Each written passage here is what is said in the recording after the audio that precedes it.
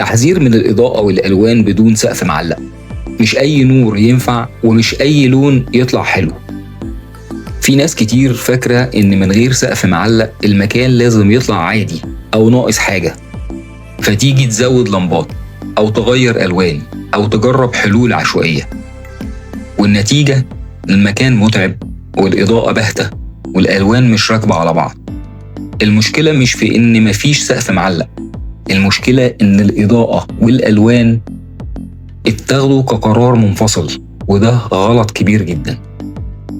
أخطاء شائعة في الإضاءة بدون سقف معلق: لمبة واحدة في نص السقف، دي أكبر غلطة بنشوفها.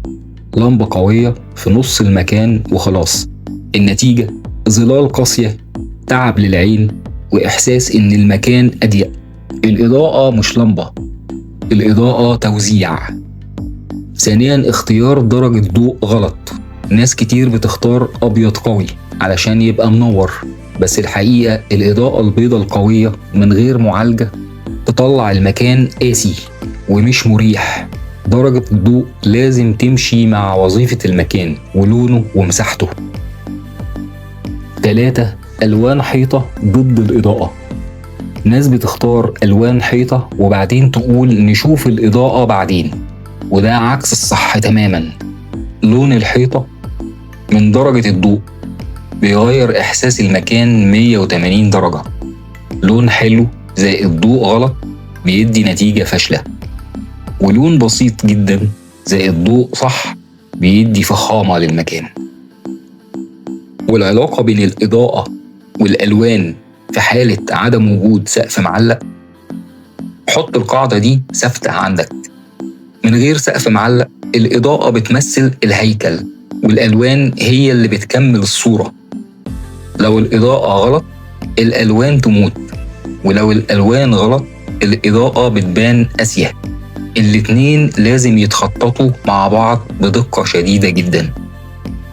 طيب امتى الإضاءة بدون سقف معلق تنجح؟ تنجح لو الإضاءة متوزعة بشكل حائطي، أرضي، سبوتات سطحية، اختيار درجة إضاءة صح، كلفن، الألوان فاتحة ومدروسة، مفيش تحميل بصري، التصميم بسيط وهادي. أكتر الأماكن اللي ينجح فيها هي غرف النوم، المساحات الصغيرة، الشقق قليلة الارتفاع، التصميمات المودرن الهادية. طيب وإمتى تفشل؟ تفشل لو الاعتماد على مصدر ضوء واحد، اختيار ضوء أبيض قاسي، ألوان غامقة بدون دعم من الإضاءة، مفيش رؤية كاملة للتصميم. ساعتها لو سقف بسيط وإضاءة مظبوطة تطلع أفخم من أي سقف معلق. في الفيديو اللي جاي هنتكلم عن الفراغات، خصوصا الضيقة أو الصغيرة منها.